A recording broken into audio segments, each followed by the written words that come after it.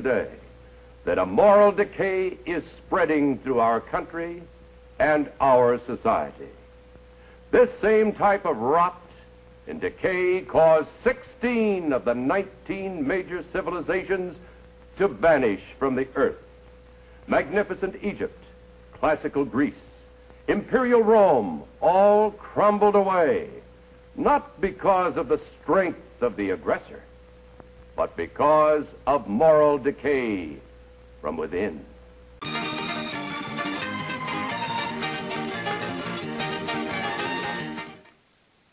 10, 9, 8, 7, 6, 5, 4, 3, 2, 1, showtime!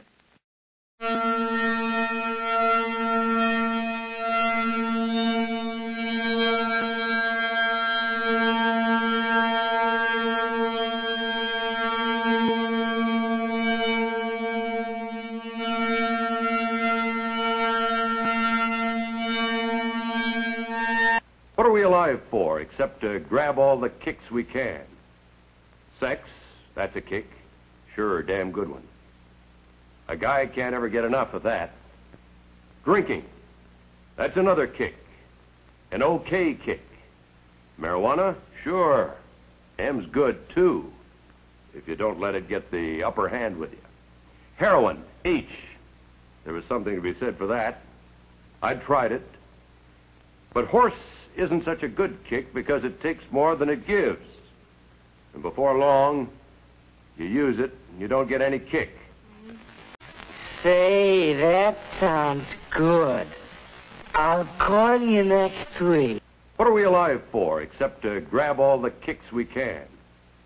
Sex, that's a kick. Sure, a damn good one. The feature of these publications is that they glorify crime and ridicule law and authority. Vice is presented as fun. This warped idea of fun has contributed to the fact that 1 out of every 20 children born in the United States last year was illegitimate. The rate of illegitimacy has been steadily climbing, and the care of these children costs taxpayers $1 billion a year in government aid. This does not take into account the human misery or suffering that cannot be measured in dollars and cents. The most insidious feature of these publications is that they glorify crime and ridicule law and authority. Vice is presented as fun. This warped idea of fun has contributed to the fact that 1 out of every 20 children born in the United States last year was illegitimate.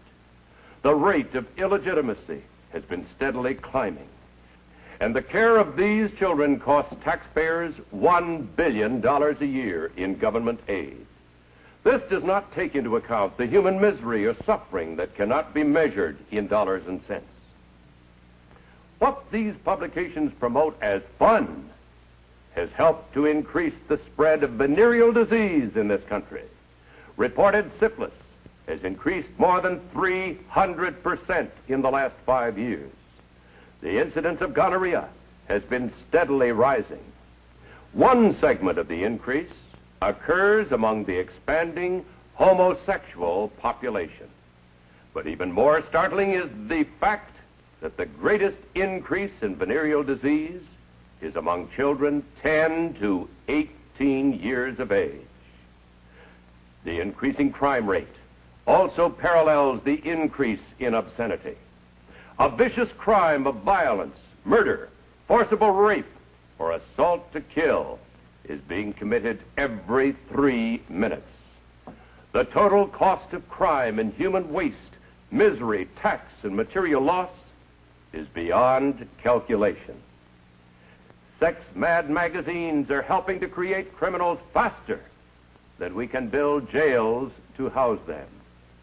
This $2 billion a year racket is challenging every mother and father in this country and everyone interested in the welfare of our children. Just like that. After all, a girl likes to know you've had a good time.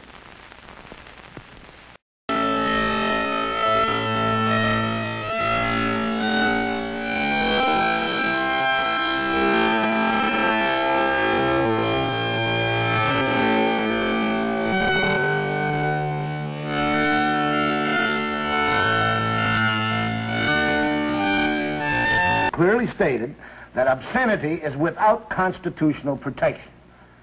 The Supreme Court has defined obscenity as material which deals with sex in a manner appealing to the prurient interest. That is, material having a tendency to excite lustful thoughts.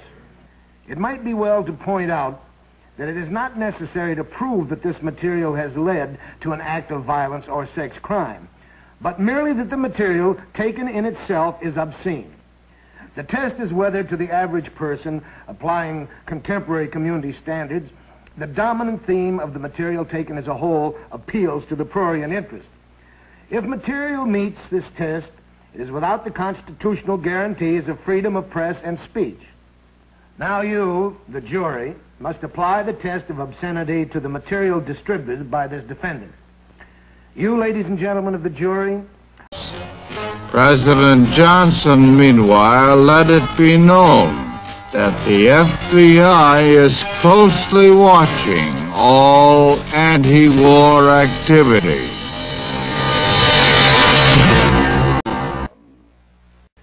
Remember, the law is your weapon.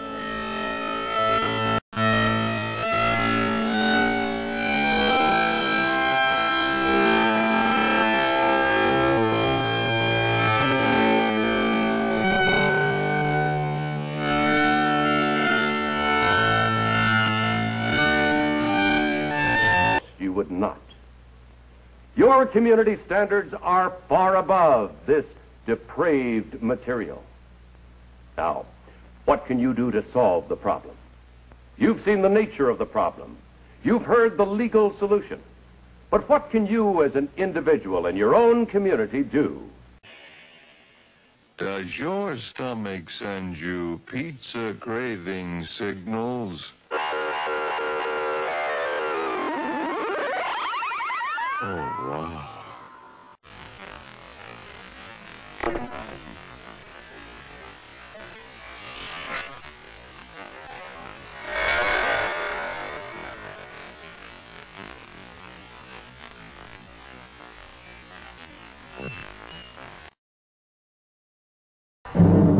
In Rome, a peace demonstration ironically erupts into violence near the U.S. Embassy along the glamorous Via Veneto.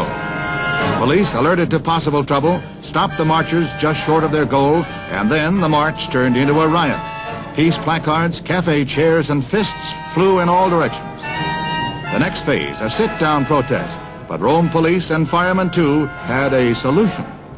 The solution, H2O, applied freely and under high pressure by the Rome Fire Brigade. The strong water jets bowled over demonstrators one after another. They dried out in the Pokey. It took police 1 hour to break up the mob. 33 rioters were arrested. And homelessness. Families are torn apart, and even pets wait forlornly as homes are rent from their foundations. It's a scene of complete desolation. Men stand helpless before a force that levels all in its path. They're expensive, they're definitely stylish. And oh yes, you can swim in them too. And think of this. What you have just seen is not the worst material available.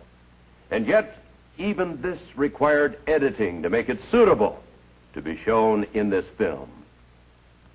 The vast majority of this material is too obscene to show or to quote to you. Well, certainly other factors are contributing to the moral decay that concerns so many decent people today. But isn't it reasonable to presume that material such as you've just seen is one of the major factors? Does your stomach send you pizza craving signals?